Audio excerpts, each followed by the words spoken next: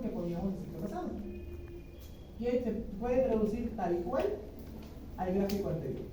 Aquí estaba la GP23A, la GP1B, que se unía al factor de von Willebrand, ¿no? El fibrinógeno y los mediadores correspondientes de cada uno de esos para las fases correspondientes, tanto la lesión plaquetaria, la activación y el cambio de forma, porque los plaquetas van cambiando de forma según la unión, la secreción y por último la agregación plaquetaria. Entonces, una vez todo esto, vamos a dar pase a la hemostasia secundaria. Que la hemostasia secundaria, aquí ya tenemos bien conocido qué cosa es, o qué cosas son, pero después de recordar. Tenemos tres vías, la vía extrínseca, la vía intrínseca y la vía común. Que la vía común, pues, se une en el factor 10 activado. ¿Es así? El factor 10 es activado. Y pues la vía intrínseca comenzamos del factor 12 y la vía extrínseca comenzamos del factor 13. El factor 13 es el factor tisular o la dermoplastina. Entonces, ¿qué va a producir acá? Lo que nos va a producir algún tipo de, pues, una lesión periférica, un corte o algo que va a activar la vía intrínseca o la vía extrínseca. ¿Ah? ¿Quién dijo intrínseca? ¿Y por qué?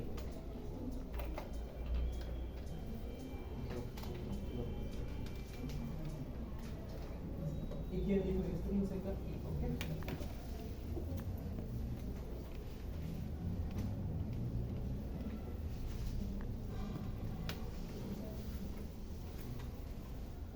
A ver.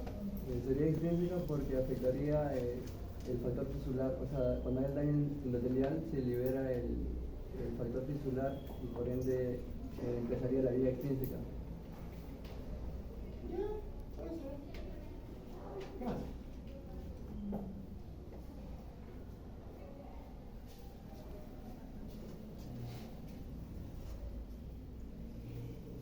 Porque el tema que le pregunto sería ¿cómo se activa el ciclo 3?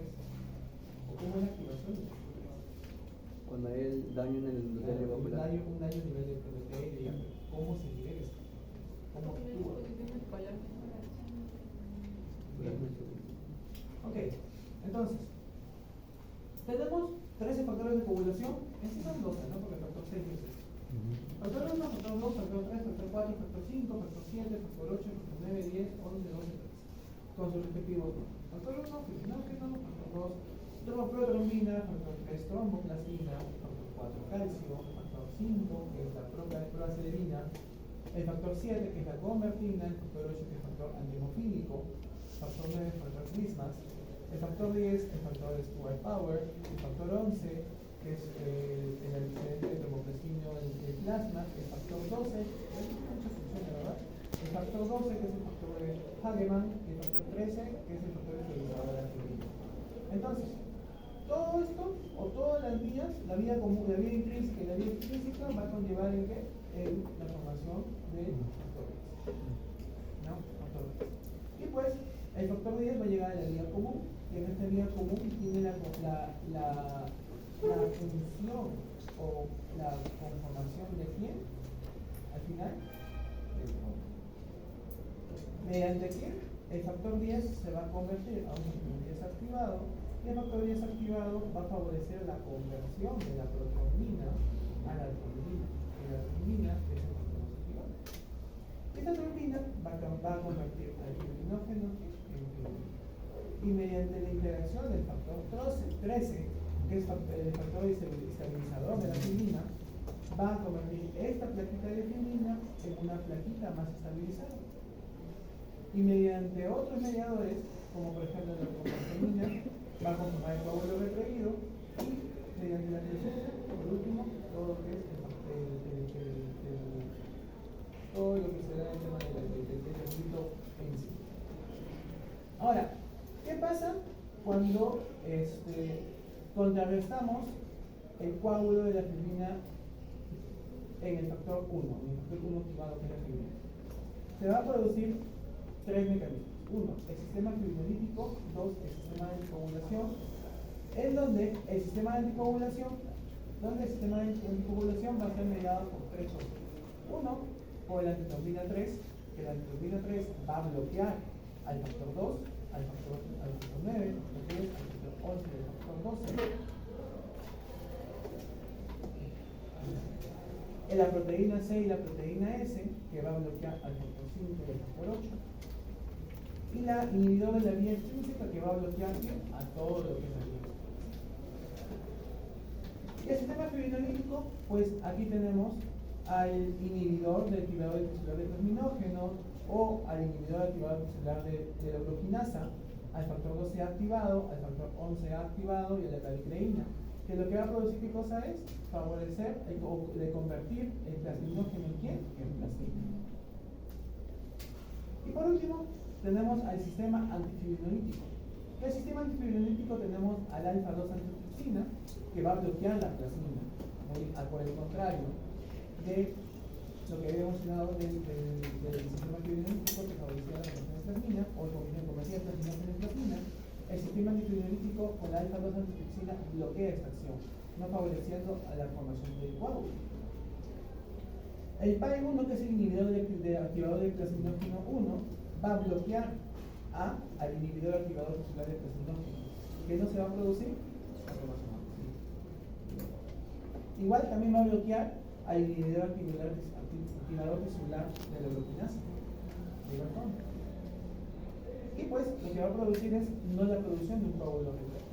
Ahora, ¿cómo evaluamos nosotros la vía intrínseca, la vía extrínseca y la vía común? Acá les puse. La vía intrínseca va a ser evaluada por el 1% investigada. La vía intrínseca por la vía intrínseca por el TPTA, la vía extrínseca por el tiempo de proteína y INR y la vía común por el tiempo de trombina. Entonces, eso es la cuestión fisiológica. Pero ahora pasamos a la alteración. ¿Qué patologías o qué cosas nos puede producir alteración a nivel de la hemostasia primaria? ¿Qué cosas nos puede producir alteración a nivel de la hemostasia secundaria?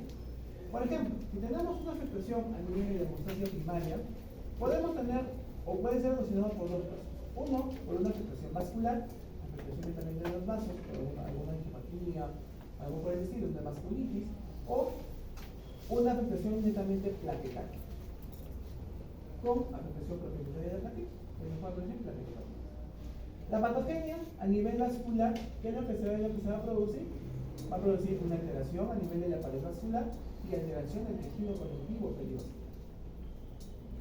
Y cuando es una afectación a nivel netamente plaquetario, va a alterar tanto en la función de la plaqueta, y por eso que no se va a producir una hemostasia adecuada, por inhibición de cualquiera de los factores correspondientes, o de las enzimas correspondientes, o de las lipoproteínas correspondientes, y esto nos va a producir también una alteración a nivel del número y la conformación. Porque en algunas podríamos tener presencia de ¿qué? Macroplaquetas. En algunas podríamos tener trombocitosis. En algunas podríamos tener trombocitopenia. Entonces, va a variar mucho del tipo de afectación enzimática, lipoproteína o factor para la verificación de la patología que nos puede ser ocasionada. La clínica, ¿qué es lo que nos va a producir? Equimosis espontánea. Equimosis espontánea, o muchas veces con un traumatismo leve nos puede producir una lesión. Epístasis, puede haber petequias, puede haber gingivorragia. ¿No? Las gingivorragias van a ser superficiales, nada más que se van a autolimitar muchas veces.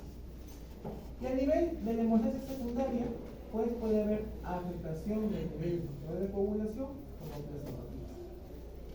Y esas pueden ser por deficiencia hereditaria, por alteración de la formación o por fármacos. Como por ejemplo, ¿sí? La warfarina y la heparina. Ahora, una de sus respuestas habrá sido heparina o warfarina. ¿Qué clínica nos va a producir esta? Recuerden que tenemos heparina de la molecular, heparina contaminada y dos nuevos agentes. Uno será 2 veces por día, otro será 1 vez al día. Y mencionábamos en el sitio anterior, los dispositivos también están, porque los dispositivos se supone que se han compartido muchas veces, porque ya están reproducidas en diapositivas, es clásico. Está ahí. A partir de qué día comienza la afectación, inclusive, ahí es una diapositiva.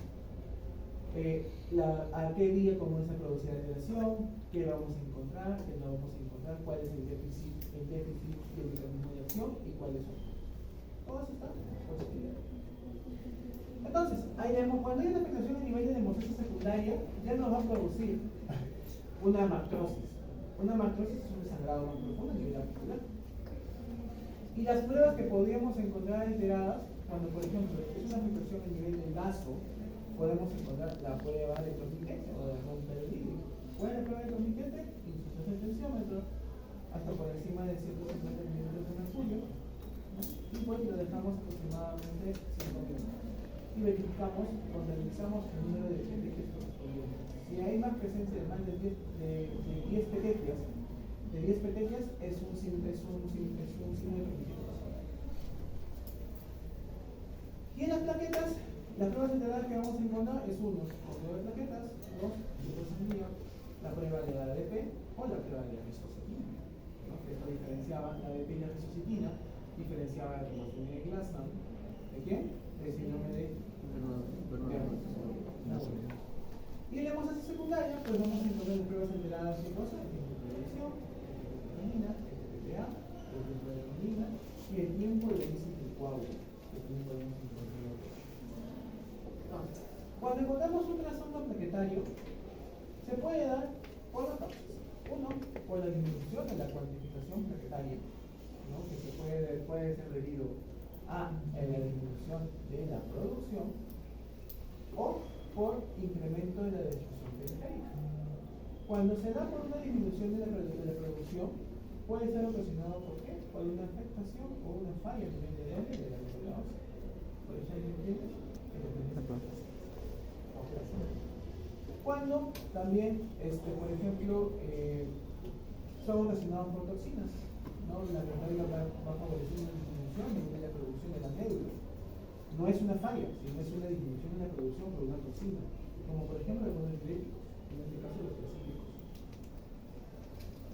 Y la trombopoiesis inefectiva, ¿no? Que es el síndrome de Wilcox-Aldrich, que vamos a encontrar con una trombocitopenia, con una inmunosupresión, pero con la presencia de exámenes. Y cuando hay incremento de la destrucción periférica, puede ser de origen autoinmunitaria. Significa que hay autoanticuerpos que están destruyendo tus propias plaquetas. O puede ser de causa no autoinmune, ¿no? Por ejemplo, ¿quiénes van a ser de la causa no autoinmune? Es la púrpura trombótica, el síndrome hemolítico y la coagulación vascular disseminada. O el CID. El CID podría ser agudo y crónico. En el agudo, coagulación sangrado. Y en el crónico, ¿qué nos producía? Presencia de. En el CID crónico. Porque el CID puede ser agudo y crónico. Agudo nos da sangrado. En el crónico, infartos de órganos. Y la inmunitaria, causada por quién? Por la púrpura trombocitopénica, el VIH. Puede ser también mediado por la aspirina. La aspirina, ¿qué cosa va a bloquear?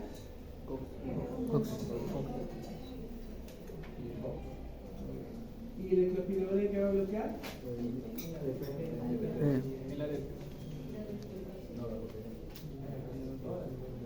Para disminuir la producción de.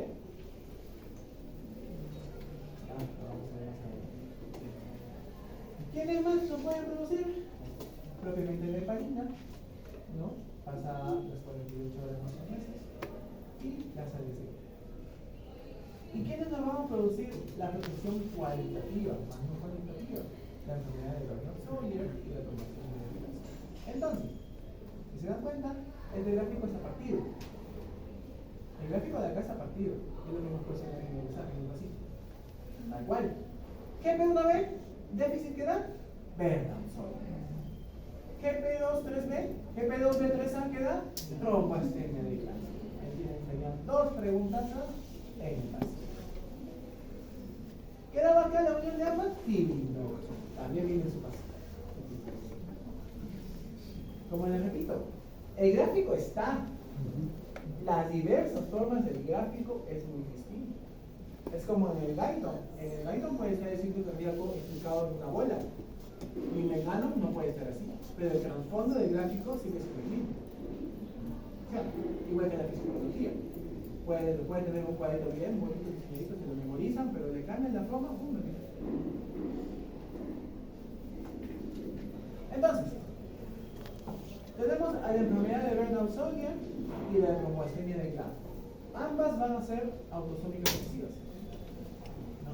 La enfermedad de Bernard-Sollier va a ser por un déficit, por una alteración a nivel de la lesión por una déficit de la proteína GP1D, y que lo que nos va a producir es esto: es uno, disminución en la cuantificación plaquetaria, una disminución de la cuantificación plaquetaria, y pues alteración a nivel de la conformación.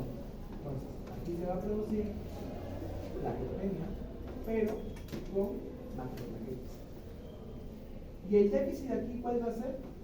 ¿O cómo vamos a hacer el diagnóstico? Porque va a haber un defecto o no va a haber una respuesta con la respuesta clínica.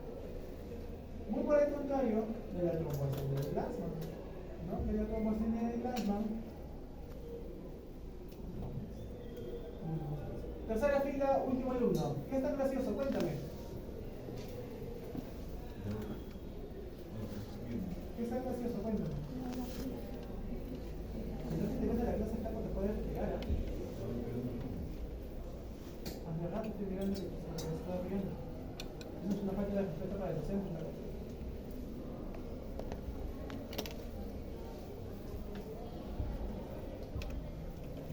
Y la tromboastemia de Glasman, que va a haber una alteración a nivel de la agregación plaquetaria con un déficit a nivel de la glicoproteína GP2B3A.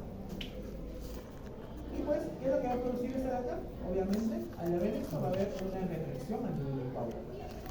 ¿Y cómo vamos a poder hacer el diagnóstico? Muy aparte para el déficit de la glicoproteína GP2B3A, porque no va a haber una respuesta con la beta.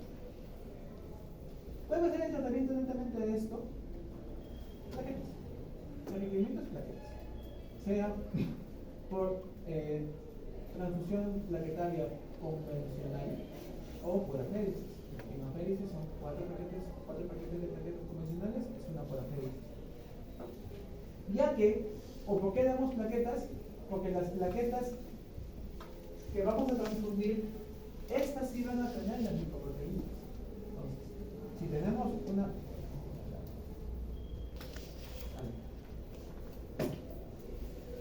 al brindar plaquetas periféricas, plaquetas fuera de tu cuerpo, estas plaquetas, estas plaquetas sí van a contener las lipoproteínas. Entonces, se va a dar tanto la lesión plaquetaria, ¿no?, como la migración plaquetaria, porque esto era producido por alteración del déficit, o de la lesión, perdón, o de la afectación. Al tener las plaquetas que te van a pasar las lipoproteínas correspondientes, la afectación no se va a brindar y el proceso o hemostasia va a ser de forma adecuada. Pero también tenemos aquí a la enfermedad de von Willebrand, que es el factor o el desorden de sangrado más frecuente, y es obviamente hereditario. Aquí se va a dar alteración cuantitativa, a comparación de los otros dos, que era una alteración cualitativa. Y también puede haber cuantitativa. ¿Cuál y cuál? Puede ser sobre todo de Bernard sólido. Y aquí vamos a tener una afectación tanto a nivel cuanti como quali del factor de von Willebrand. ¿Causado por qué? Causado por un factor hereditario. ¿Qué es lo que nos va a producir mayormente? A nivel de las mujeres va a haber meteorragia. ¿Qué significa esto? Que va a haber mucho más sangrado correspondiente a un ciclo normal o habitual. Y en los varones, obviamente no vamos a encontrar meteorragia. No vamos a encontrar sangrado evidenciario. ¿Cómo nos vamos a poder evidenciar? Cuando más sangrado, al de ahí se somete a una cirugía, a una apendicectomía y no para su sangrado. Le hacen la medición del factor 8, ¡ping! Defectos. Von Willebrand. Entonces, ¿qué es lo que no va a producir acá? Sangrado. ¿Desde dónde? Del tipo de mucosa, a las mucosas. ¿No? ¿En dónde vamos a ver esto? Cuando las mujeres menstruan o cuando un paciente se le interviene una intervención quirúrgica o se le puede hacer una exodoncia, que se le refiere a la pieza dental. ¿Y qué vamos a encontrar acá? Una alteración a nivel de tiempo de sangre. ¿Y cómo vamos a evidenciar o cómo vamos a corregir esta afectación? Uno, que no vamos a poder representar todo, no vamos a tener que brindar plasma.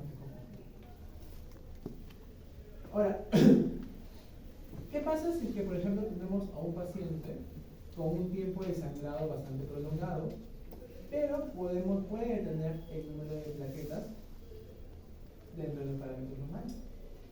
Tenemos que hacer las pruebas. Uno, la prueba de la ristocetina. Si es que la prueba de lo encontramos adhesión plaquetaria con la ristocetina, si es que encontramos,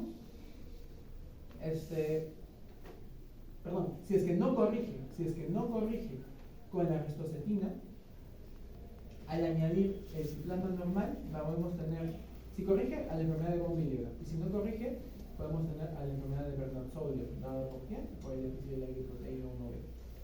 Pero por el contrario, si hay una respuesta a la ristocetina, pero hay una ausencia de la relación plaquetaria tras la estimulación con ADP, estamos ante una trombostenia de clase o enfermedad de clase. La púrpura trombocitopénica trombótica, o el síndrome de Smokovitz, son de dos tipos. Va a ser de dos tipos. Uno, la de tipo hereditaria, que mayormente va a ser en niños, o la adquirida, que van a ser mediadas por anticuerpos contra las proteasas, sobre todo que el ADAM-TS13, causada por quién mayormente, o desencadenada por quién, por algún tipo de infección viral. Por ejemplo, ¿quién es?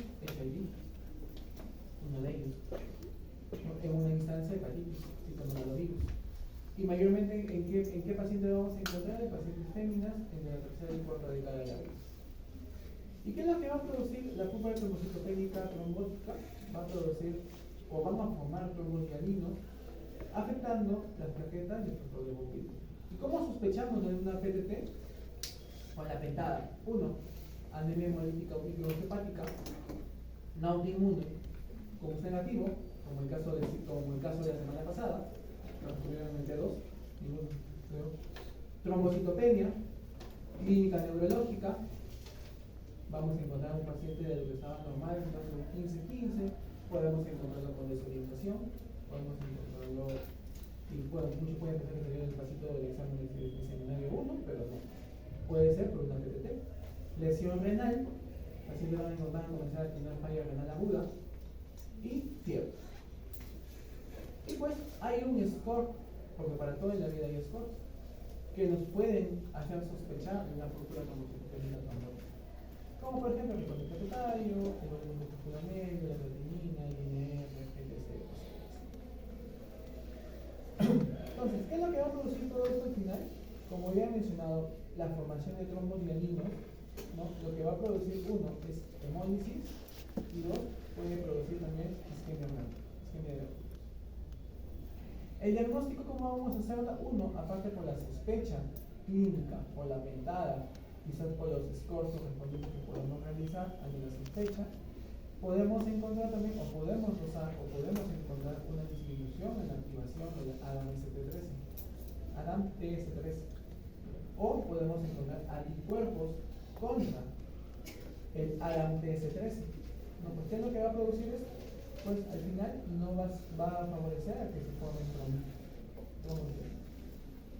Y en el aspirado de médula ósea podemos encontrar hiperplasia tiroidea e hiperplasia megaplasmática. Entonces, en la cascada de coagulación ya habíamos dicho vía común, vía intrínseca, vía extrínseca, desencadenada por un montón de causas. Al final todo llega a la vía común, que se está bien, está activado, para que al final llegue a formarse la malla de tiempo de proteína por acá, tiempo de trombocitopenia por acá, tiempo de trombina por acá, que venga lo que haga por acá. Ahora, cuando hay una afectación a nivel de los factores de coagulación, pues podemos estar ante la sospecha clínica de hemofilia, que van a ser tres tipos de hemofilia: hemofilia A, hemofilia B, hemofilia C. Hemofilia A va a ser por un déficit de ¿qué? Del factor 8. Esta hemofilia B del factor 9. Y la hemofilia C va a ser una afectación netamente cromosómica en el cromosoma 11. Puede haber una trisomía del cromosoma 11 o una haploidia del cromosoma 11. Entonces, ambas, tanto hemofilia A como hemofilia B, va a afectar a dónde? Cromosoma 10. A comparación de la hemofilia C, que es cromosoma netamente 11. Va a comprometer mayormente a varones y las mujeres van a ser asintomáticas, pero van a ser portadoras. ¿Qué significa esto? Que cuando las damas tengan sus hijos varones y pues se casen con un varón que no pueda tener hemofilia y su hijo sale varón, lo más probable es que el gen que le está dando la mujer esté infectado. Como saben, tenemos un cromosoma X en el varón, XY varón, X en la mujer. Entonces, en el cromosoma X puede estar en uno de los casos. En el X1 o en el X2 puede estar uno del factor del déficit. Pues obviamente las mujeres, al tener uno tiene sangre. Entonces, estos pacientes son portadores, mas no son sintomáticos. No hacen enfermedad. Pero al tener el varón, cromosoma X, que nos da la mujer, y el cromosoma Y, que nos da el varón, ¿qué pasa? Y uno junta más piña, el cromosoma o el versito que le está dando está defectado, no tenemos otro X, hay que ser portador. ¿Qué va a pasar? Va a haber enfermedad. Esa es la explicación por la cual el varón siempre es el paciente enfermo y la mujer es la portadora asintomática. ¿Qué vamos a encontrar acá? Podemos encontrar prolongación del tiempo posterior de provocación activada, pero el tiempo de proteína va a estar normal. El déficit va a ser 1 de la hemofilia A del factor 8. Aquí vamos a encontrar, por ejemplo, lesiones tipo petequias, quimosis, a nivel de hombro, poliartralgias, también vamos a encontrar a nivel de codos, caderas, tobillos, rodillas. Y cuando es un déficit del factor 9 por hemofilia B, ya aquí encontramos sangrados más profundos, sobre todo a nivel articular. ¿No? Encontramos ambas. Va a haber 3 grados de hemofilia: hemofilia leve, hemofilia moderada y hemofilia severa. La hemofilia leve va a ser, la concentración del factor va a estar entre 5 y 25%, la hemofilia moderada entre 1 y 5%, y la hemofilia severa va a ser menos del 1%. En la hemofilia leve, ¿qué es lo que va a producir? Se va a producir sangrados o hemorragias después de traumatismos mayores y cirugías. Muchas veces son imperceptibles los pacientes hemofílicos, algo que pues tuviesen un accidente por un ilícito de tránsito o que operaron y pues no paraban. En la hemofilia secundaria, en la hemofilia moderada, vamos a encontrar hemorragias tras traumatismos menores. Te chocaste, también un hematoma que se te va a hacer, o te golpeaste en el rodillo o te caíste, es un traumatismo menor, sangrado. Y la hemofilia grave va a ser cuando el déficit o la concentración del factor va a ser menos del 1%. Aquí va a haber ya sangrado en articulaciones más grandes y mayormente va a ser dado en la hemofilia que está dado por alteración del factor. Y la hemofilia C, que netamente afectación a nivel de cromosoma 2. Esto es lo que estaba mencionando. La CID va a tener dos fases, o dos formas de presentación: la forma aguda y la forma crónica. La forma aguda, sangrado más profuso por disminución del factor de hemostasia, ocasionados por quiénes? Por septicemias, emergencias obstétricas, abortofrustro, ámbito placentae, hemólisis intravascular, virus, pacientes quemados. ¿Por qué pacientes quemados? En simulación 1 llevaron llevaderas.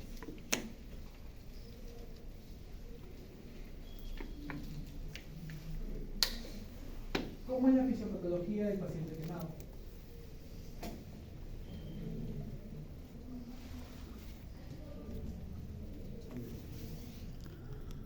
Aneurisma disecante de aorta, trastornos cardíacos. Y las causas crónicas, o el factor crónico, o la CID crónica, que mayormente te va a conllevar a un sangrado, dado por qué? Por un daño endotelial que va a favorecer las trombosis. Y aquí pues vamos a tener los factores de hemostasia normales o van a estar incrementados por una hipercoagulabilidad. ¿Causada por qué? Por nitrosis malignas, páncreas, próstata o mieloma múltiple y enfermedades neurodegenerativas. Vamos a ver. Tumores vasculares, necrólisis de los tejidos, enfermedad hepática, enfermedad renal e inflamación crónica. El tratamiento, ¿cómo lo vamos a hacer? Depende de la forma que tenemos. Es una forma aguda y obviamente está dado por un sangrado más profuso, por disminución del flujo de la hemostasia y la elevación de estas, que tenemos que brindar plasma fresco-congelado. Crioprecipitados o transfusión planetaria de CRP. Y en la forma crónica estamos diciendo que esto va a llevar a isquemia de órganos ocasionada por la conformación de trombos que tenemos que dar anticoagulantes. En este caso, heparina. La púrpura trombocitopénica inmune se puede presentar tanto en niños como en adultos. Obviamente ya hay una afectación a nivel de los anticuerpos que van a ir destruyendo, propiamente dicho, a las plaquetitas. Ahora, eso se puede dar en niños y en adultos, como había mencionado. En niños es un inicio agudo, abrupto, secundario a que muchas veces tras una infección viral. Y esta puede ser recuperada o se puede recuperar aproximadamente en un 70% de los pacientes o de los niños a las 4 o 6 semanas post haber recibido el virus. Y en los adultos, pues es de inicio más gradual, a comparación de niños más agudo, relacionado a drogas y pues su curso es netamente crónico. La PTI es un diagnóstico netamente de distribución. Tenemos que descartar causas secundarias de infecciones virales. En adultos, por ejemplo, VIH, hepatitis, TORCH, Epstein-Barr, autoinmunitarias, LES, artritis reumatoide, reumatoidea y sospecha también de pacientes con VIH. ¿Cuál va a ser la clínica de los pacientes? Presencia de gingivomorragia por la afectación planetaria y presencia de bacterias. Ahora, ¿a partir de cuánto comenzamos la evidencia clínica del sangrado? Si es menor a 100.000, menor a 50.000, menor a 10.000, menor a 30.000, menor a 20.000. Porque petequias salen cuando hay una cantidad tal. Gingivomorragia, tal. ¿Verdad?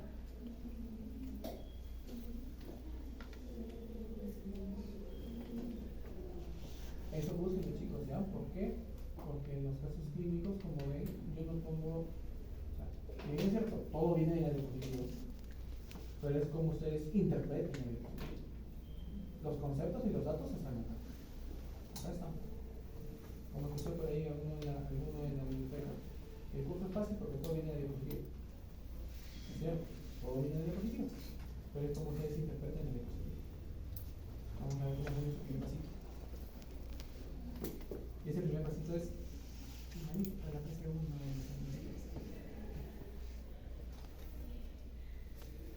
¿Y el manejo? ¿Qué va a hacer? Pues lo ideal acá, como es un efecto inmunológico de los anticuerpos, tenemos que mediar el sistema inmune. ¿Con qué? Con corticoides. Segunda línea, si es que no responden los corticoides, podemos dar esplenectomía. Tenemos que quitar el vasito. Y en tercera línea, la inmunosupresión, con azathioprina, ciclofosfamida, y en caso porque tengamos un sangrado profuso, agudo, que tenemos que brindar, pues en este caso, inmunoglobulina. Lo más lindo de todo el capítulo, farmacoinhibitorios. Aquí pues tenemos que hablar netamente de quiénes, sobre todo anticoagulantes. Vamos a hablar en primera instancia de heparina. La heparina se encontró en la mucosa intestinal de los chanchitos. Estaban comiendo las mucosas y pues se veían en sangre. Hicieron un estudio y evidenciaron que había un déficit a nivel de había una alteración a nivel de células cebadas. Y pues esas células cebadas contenían gránulos secretorios y esas contenían heparina. Y la heparina pues altera todo el mecanismo y comienza a sangrar profuso y pues los chanchitos se morían de sangrado. La heparina es un glucosaminoglutano, es un disacárido conformado por un ácido D-glucurónico y una N-acetilglucosamina, va a tener un enlace alto entre el carbono 1 y el carbono 4, y pues quien va a brindar la actividad de la heparina como anticoagulante, ¿quién es? Va a ser el tetrasacario, que le va a diferenciar de otros anticoagulantes. Vamos a tener a la heparina no fraccionada, ¿no? Y a la heparina fraccionada. Que la heparina no fraccionada va a actuar en dónde? Va a bloquear ¿qué? Vitamina 3.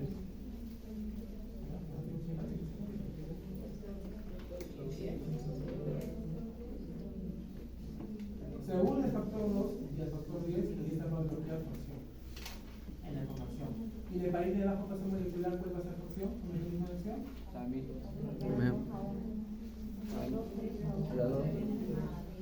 Se une a la vitamina 3 y pues hay un cambio conformacional y se une al desactivado y al glucosa. ¿Y el fondo Parinus? El 10 activado. Solo tiene pentasacárido y pues actúa en la acción contra el desactivo. Entonces, tenemos acá a la heparina fraccionada, a la heparina de bajo peso molecular y al fondo Parinus.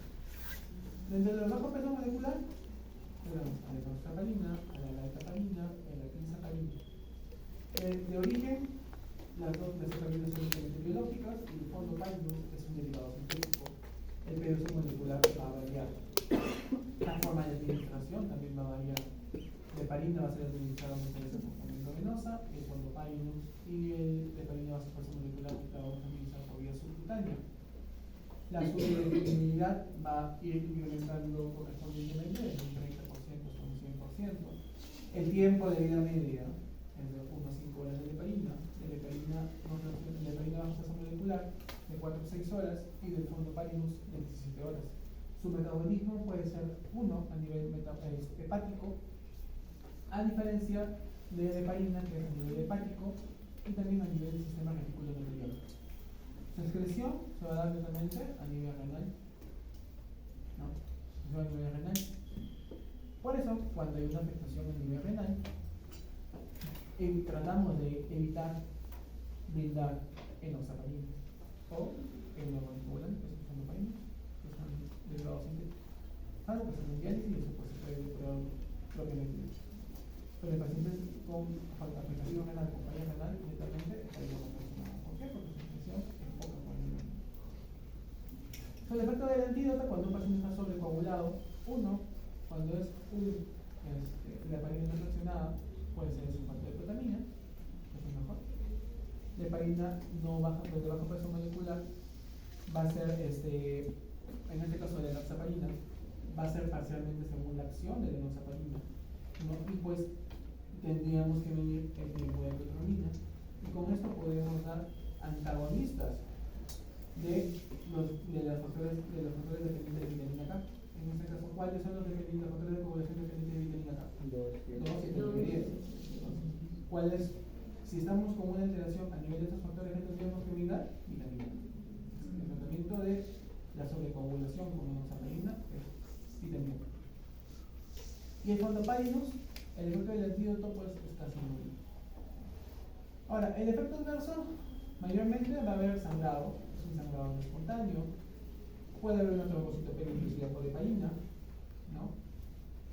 Por unión de anticuerpos con inmunoglobulina G, del 5 al 10º día aproximadamente. Podemos encontrar también hipertransaminemia y pues podemos encontrar osteoporosis. Su control, en el caso de la heparina no fraccionada, va a ser con el TPTA y de la heparina de bajo peso molecular, como la enoxaparina, y el fondo Parinus, que es el otro tipo, como es la otra heparina sintética, va a ser con la actividad del anticuerpo antifactor desactivo. El antídoto mayormente va a ser el sulfato de protamina, pero de heparina no fraccionada. Tenemos los otros anticoagulantes: lepidurina, lecibilina, vivarinina, arlotraban. ¿Qué es? Los tres primeros son derivados de la pirulina y el arlotraban es derivado de la L-arginina. ¿Cuál va a ser su mecanismo de acción de los tres primeros? Primero va a producir un bloqueo irreversible del citoactivo, ¿no? De la trombina. Pero, a comparación del arlotraban, que es derivado de la L-arginina o es una L-arginina que te va a producir un bloqueo reversible. Es lo que nos va a diferenciar. Uno va a ser un bloqueo reversible y el otro va a ser un bloqueo irreversible. La única que se va a brindar por vía subcutánea va a ser la decidulina y el resto va a ser por vía endovenosa. El tiempo de vida media va a variar también, va a ir desde 30 minutos, 40 minutos de la Argotraban hasta 2 horas aproximadamente, que es la decidulina. Su control va a ser con el tiempo parcialmente movilizado activada. Su excreción va a ser de las tres primeras, en este caso de piridina, decidulina y valinina, a nivel renal, a comparación del Argotraban, que va a ser a nivel de la vía biliar. Su efecto adverso más común, sangrado. Ninguno tiene antídoto. Y en la utilidad, ¿cuándo lo vamos a utilizar? Cuando hay algún efecto adverso del heparina, por ejemplo. ¿No? En el caso del Argotraban, cuando hay plaquetopenia inducida por heparina. Mencionamos que la trombocitopenia puede ser dada a partir del 5º al 10º día tras la administración de heparina. Y no es que tu paciente esté haciendo ceguera, sino que lo está anticoagulando. Así es, tienes que cambiar el anticoagulante. Y podemos darle también la legitimina. En pacientes post cirugía de cadera, para prevención de una trombosis venosa profunda o una tromboembolia pulmonar, podemos darle la decidulina. Y en pacientes con angioplastía, la mivelminina. ¿Preguntas de acá? No creo. Máximo, ¿qué anticoagulantes podemos brindar? Pero más bien obviamente los clásicos. Heparina combinada, operación regular, fosfopáridos.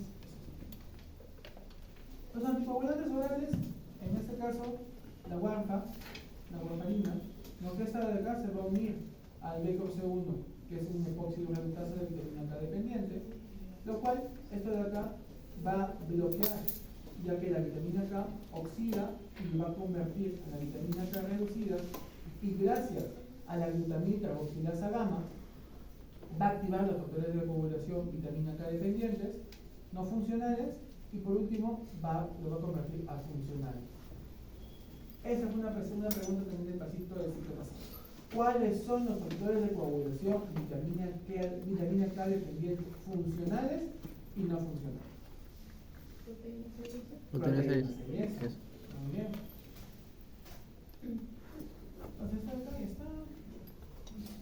Warfarina, la administración va a ser por vía oral, la biodisponibilidad va a ser del 100%, su absorción va a ser más rápida a nivel de circulación intestinal, su tiempo de vida media va a ser de 25 a 60 horas aproximadamente, su metabolismo va a ser netamente hepático, su obtención va a ser a nivel renal o biliar, y el tiempo de efecto de duración del medicamento va a ser de 2 a 5 días.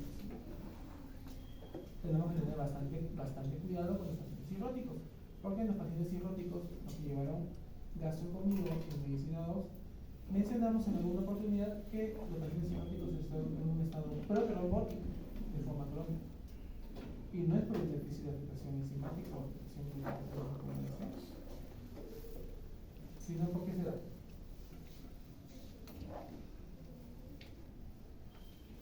Bueno, falla porque no producen los suficientes factores. Hay un déficit en la creación de factores. ¿Dado por qué? Por ejemplo.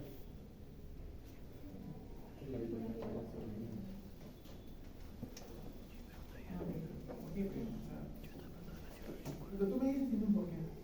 Y lo que me dices tiene un porqué. Entonces, ¿de dónde sale todo? Otra tareita. Van a leer estado de coagulación en el paciente cirrótico.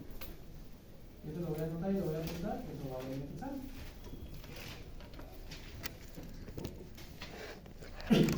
Su efecto adverso más frecuente va a ser el sangrado. Es lo más frecuente. En la gestante del primer trimestre va a producir qué cosa? Ahí. Va a producir qué cosa? Aborto, o puede producir hipoplasia nasal. En el segundo y tercer trimestre va a producir hipoplasia central. Tras la administración de 3 a 8 semanas aproximadamente de la mortalidad puede producir síndrome del dedo morado de piel o una atrocianosis, porque esta es transitoria y se va remitir cuando el paciente deja de consumir la warfarina y la warfarina pues se eliminó de su cuerpo de y pues puede producir necrosis cutánea. ¿Su control con quién vamos a hacerlo? Con tiempo de tratamiento. Lo normal es que mantengamos un INR entre 2 a 3. En el paciente con fibrilación auricular, con un CHA2-VASc, que también es un problema de PIB de muchos, el CHA2-VASc mayor de 3, tenemos que mantenerlo un INR entre 2.5 a 3.5 aproximadamente. Para que nosotros veamos un paciente anticoagulado con sobre el INR, no nos sirve. Tenemos que recién darle el antídoto, que es la vitamina K, cuando esta sobrepasa más del doble de lo esperado que podríamos tener. Inclusive, en un paciente, y que tenga riesgo de sangrado, obviamente, que esté sangrando. Porque en un paciente que encontremos que le estamos dando warfarina de forma crónica por una fibrilación auricular, por ejemplo, encontramos un INR en 5, sin estigmas de sangrado, sin alteración de la dimensión de la respuesta plaquetaria ni nada de eso, no podemos retirar el anticoagulante. Más bien vamos a ir reduciendo la dosis correspondiente. Salvo que hagamos cambio de medicamento. Ahí vienen los nuevos anticoagulantes orales. ¿Dónde tenemos aquí al dabigatran y al rivaroxaban? El dabigatran lo que va a producir es un bloqueo del sitio activo de la trombina, ¿no? Y pues al bloquear el sitio activo de la trombina, ¿qué nos va a producir? Conversión de fibrinógeno a fibrina. Y pues no se va a mover el coágulo y va a mantener el a comparación de rivaroxaban, el rivaroxaban va a ser un bloqueo del factor 10 activado de forma reversible. Entonces, si bloqueamos el factor 10 activado, no va a haber conversión de 2 a 2, automina a atomina activa. Ambos van a ser administrados por vía oral. Su tiempo de vida media va a variar de la bilateral de rivaroxaban de 7 a 11 horas. Va a ser disfrutado por vía renal. A comparación del dabigatran, que tiene un tiempo de vida media de 12 a 14 horas, su expresión va a ser igual dada por vía renal. Ambos no requieren control, a comparación de la warfarina, que sí requería control con tiempo de tratamiento.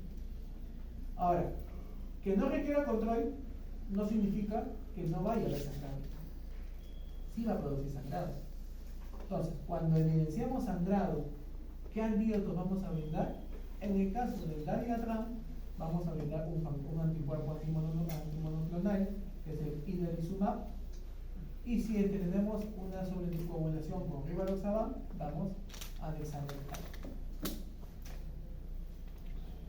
Su uso mayormente va a ser dado en quienes para prevenir tromboembolia venosa o tromboembolismo venosa en pacientes con cirugía de reemplazo de cadera y rodilla. También como, ¿cuál? ¿Qué dijimos?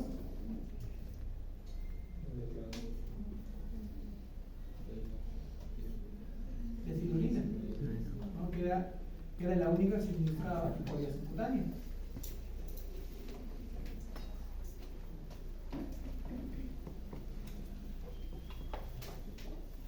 En cuanto a los fibrinolíticos, que lo vamos a usar en pacientes con IMA, ST elevado, con un tiempo de evolución menor a 6 horas, strokes, DCBs isquémicos en este caso, DCBs isquémicos ya evidenciados en tomografía y descartados que no haya evento hemorrágico y que tengan indicaciones y contraindicaciones. ¿Cuáles eran las contraindicaciones de brindar fibrinolíticos?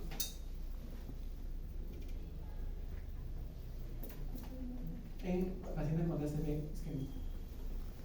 ¿Los que llevaron neuro conmigo? No todos. Casi todos.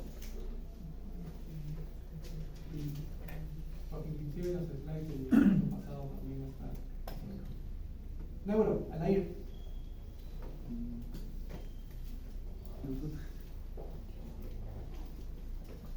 Xiomara, de 100.000, hiperpresión arterial por encima de 210/110, pacientes con presencia de stroke menor de 6 meses o sangrado menor de 6 meses, pacientes con sangrado activo, pacientes con tumor cerebral. Y eso también para los de seminario, también ha estado en la diapositiva de neuro. Y les había preguntado a los de medicina 2, no sé si ustedes me van a preguntar. Ay, me olvidé, ahí me llaman.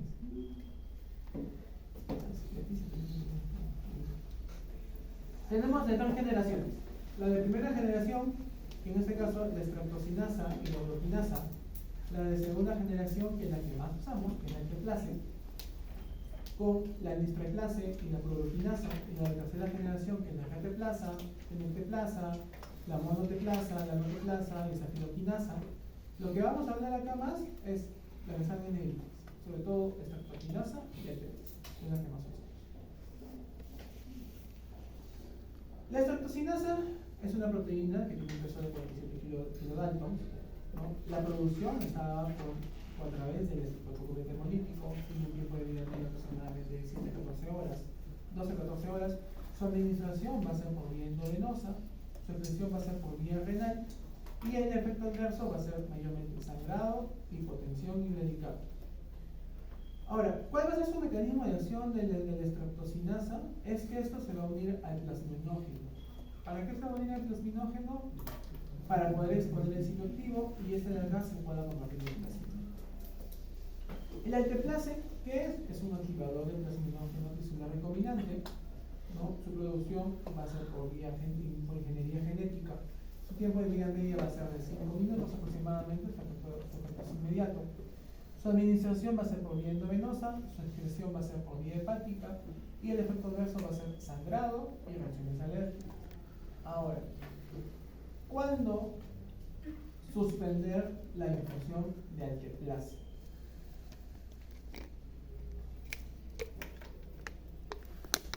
Dame eso.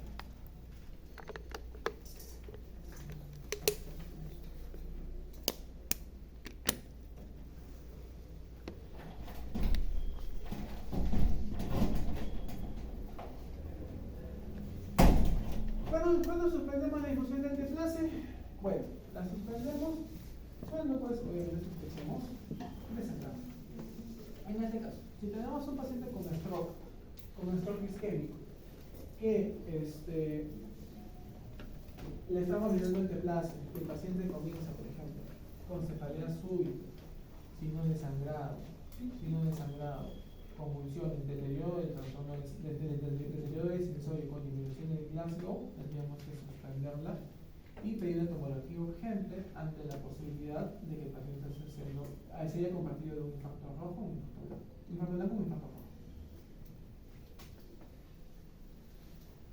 Tenemos otros como el ácido, los que son los inhibidores de la fibrinolisis. Los inhibidores de la fibrinolisis, como el ácido aminocaproico y el ácido tranexámico. Muchas veces ustedes habrán visto pacientes con hemorragia digestiva, con hemorragia tal, ácido tranexámico. ¿Sirve? No. ¿Por qué? Porque en el paciente con HDA no es un tema de una alteración a nivel de las portales, sino es un tema a nivel de una lesión en glucosalácea. ¿Pero por qué? Por el paciente. ¿Qué es el ácido tranexámico? Un análogo del enzima. ¿Y qué es lo que va a producir o qué va a favorecer el ácido tranexámico? Que esto va a competir con el sitio activo del plasminógeno para poder hacer la reacción del coágulo. Es la única forma, para la única ocasión. La vía de administración va a ser por vía oral y por vía endovenosa. Su excreción va a ser netamente por vía renal. Y su efecto adverso más frecuente en los pacientes que puedan utilizar ácido tranexámico. Buenos días. Hola chicos, ¿cómo y los antiplaquetarios, que son antiagregantes plaquetarios, más dicho son anticoagulantes, muchas veces lo toman como aspirina, como anticoagulantes, pero en sí son antiagregantes plaquetarios. ¿Por qué? Porque van a inhibir la agregación plaquetaria. ¿Mediada por qué? Por dos cositas. Uno, por bloqueo de COX-1, que va a bloquear la conversión a redoxano 2 para bloquear la contracción y activación plaquetaria, y el clopidogrel, que va a bloquear el ADP, que igual va a bloquear la función de qué? De contracción y activación plaquetaria. El ADP se va a unir al receptor, el clopidogrel se va a unir al receptor del ADP, el P2 y el 12, y pues bloquea la contracción y la activación plaquetaria. La aspirina y clopidogrel ambos son administrados por vía oral. La biodisponibilidad es más del 50%. de la aspirina del 50-70%. Su absorción va a ser netamente a nivel de controlación intestinal. Su tiempo de vida media va a ser aproximadamente la aspirina de 5 a 10 minutos, su metabolismo, y el clopidogrel, tiempo de vida media hasta de 8 horas aproximadamente. Su metabolismo, digamos, va a ser hepático y la digestión va a ser por vía renal, salvo el clopidogrel que se puede eliminar por la red de las heces. Su efecto adverso más común de ambos son las alteraciones de controlación intestinal, en este caso consangrado, ¿no? Y puede haber reacciones alérgicas cutáneas. Pero del clopidogrel vamos a encontrar prurito. El prurito se va a encontrar a partir del cuarto día de la estabilización del clopidogrel. Vamos a encontrar también alteraciones de la controlación intestinal y podemos encontrar púrpura trombocitopénica trombótica en nuestros pacientes. En los estudios de laboratorio, bueno, que también nos piden, digamos, tenemos tanto afectación de leucocitos, leucopenia, reacción de leucemia cuando hay neutrofilia, lesión izquierda, neutropenia, monocitosis, monocitopenia, linfocitosis, linfopenia, eosinofilia, basofilia. Y aquí tenemos pues las pruebas de Coombs, que tenemos la prueba de Coombs directa y la prueba de Coombs indirecta, ¿no? Cuando brindamos o cuando hacemos la prueba y tenemos un resultado positivo o una ruptura del vasito, pues tenemos un resultado positivo y no estamos diciendo que viene muy listo, propiamente dicho. Ahora, la prueba de para anemia falciforme, ¿qué cosa dijimos que era? Era, administrábamos en una lámina periférica una gota de sangre, administrábamos una infusión hipotónica, en este caso podemos darle el metadisulfito, o podríamos poner agua destilada. Agua destilada, y lo que producía es que iba a haber una alteración a nivel de ¿qué? De sofoco. Y podríamos encontrar, ¿cómo se llama esa de acá?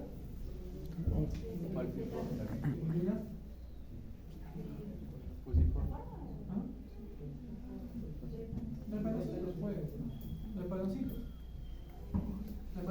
¿Y pues los paloncitos dónde lo veíamos?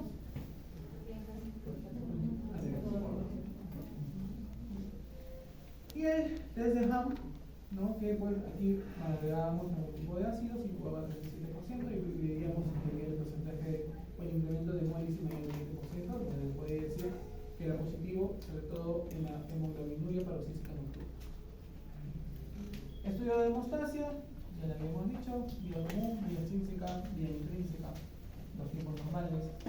El grupo sanguíneo A, B, O. Yo la verdad yo no pregunto, si tienes grupo A, ¿quién puede ganar? Muy risorio, para mí. ¿Ya? Eso olvídense que lo voy a preguntar. Solamente puedo preguntarles qué anticuerpos pueden tener o qué autoanticuerpos pueden tener. Eso es lo que no hacer. Acá. Hematopatías malignas. Comenzamos. Aquí vamos a tocar leucemias agudas crónicas. Vamos a hablar síndrome mielodisplásico y vamos a hablar de linfoma. Algunas a grosso modo y otras muy escuetas. ¿Ya?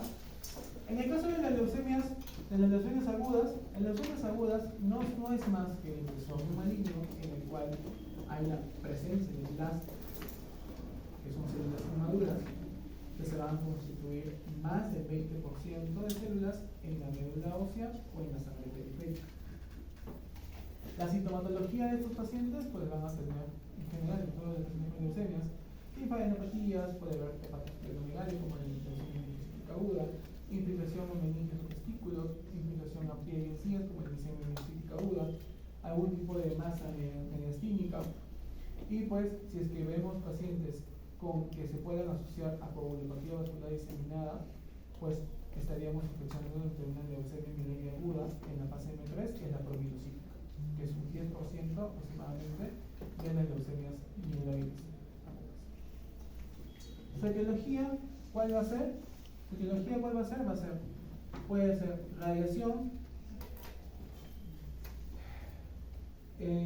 pacientes que tengan gemelos, pacientes con antecedentes de síndrome de Down, inestabilidad cromosómica, gestantes con contacto no directo, muchas veces indirecto por inhalación, con bencenos, quimioterápicos, muchas mujeres gestantes bueno, quedan embarazadas de algún tipo de tratamiento con quimioterapias, pues tienen por el efecto alquilante algún tipo de afectación a nivel enzimática y cromosómica que nos puede producir una factor de riesgo para la leucemia.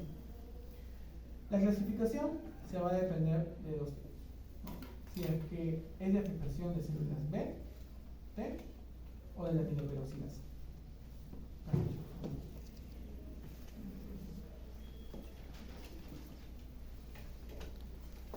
Mieloide agudas, mielocíticas, linfocíticas, niños, mielocíticas, adultos. Linfocíticas, bebés, 2 a 5 años, mielocíticas, mayores de 60 años. Estirpe B o estirpe C va a depender mucho del CD.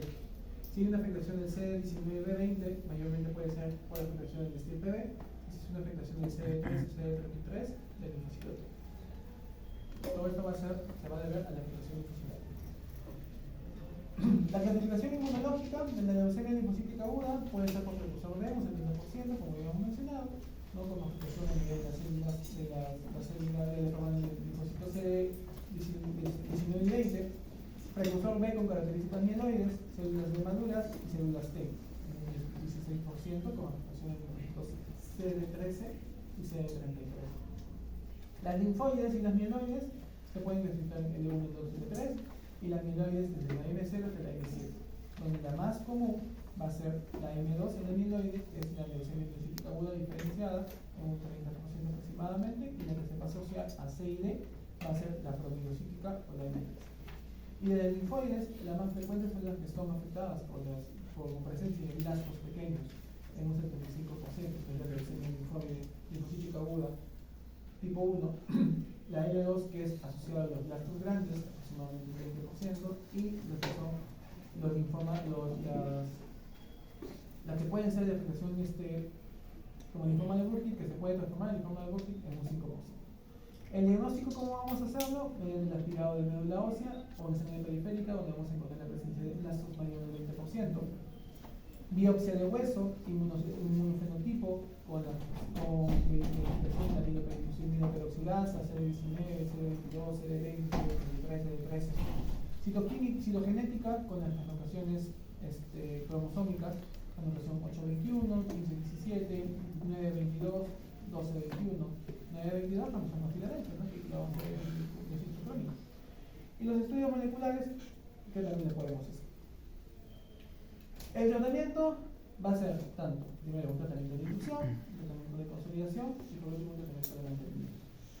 En la leucemia mielocítica aguda vamos a brindar quimioterapias con citarabina más daunorubicina y pues brindar quimioterapia de rescate, al igual que con vincristina en el paciente con linfocítica aguda, daunorubicina, asociados a ¿qué? Algunos mecanismos, algunos fármacos como por ejemplo metotrexate, que va a tener un mecanismo de acción como alquilante. Vamos a tener que brindar profilaxis del sistema nervioso central porque muchas veces nos pueden producir meningitis aséptica. Y pues el tratamiento ideal o definitivo en este caso pues es el trasplante alogénico mediante de progenitores hematopoyéticos comúnmente compatibles. La remisión completa, ¿cómo vamos a saber que estamos en un paciente con remisión completa? Con la presencia o la disminución y el recuento de blastos a menos del 5%. Si encontramos ausencia de células neoplásicas, ausencia de compromiso extramedular, como por ejemplo cáncer y cerebral. La leucemia linfocítica crónica mayormente va a ser los que van a estar afectados por el estirpe linfoide, linfocitos B, se asocia o va a ser asociada a cromosomas o a trisomía de cromosoma 12, conectivopatías, pacientes inmunosuprimidos.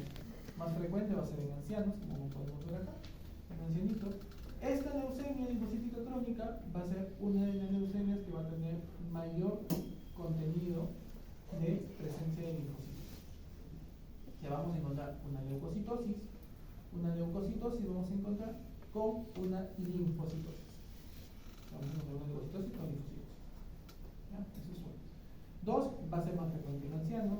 Y 3, se va a asociar más a enfermedades autoinmunes, como por ejemplo la hemocromatogénica idiopática, ¿no? Y la anemia hemolítica autoinmune, que también se puede ver. La sintomatología que vamos a poder tener en nuestros pacientes son como en todos los pacientes con síndrome leucémico. hepatosplenomegalia, anemia, trombocitopenia, que podemos encontrar plaquetequias, equimosis, anemia hemolítica urticaria, hipogammaglobulinemia. Su diagnóstico se va a dar como con el aspirador de médula ósea, donde vamos a encontrar un incremento, un infiltrado linfocitario mayor del 30%, y en la lámina periférica vamos a encontrar las sombras de puntos. Las manchitas de puntos. El tratamiento pues va a depender mucho del sistema de estratificación de la leucemia linfocítica crónica. No el tratamiento van a ser complementarios, propiamente dicho.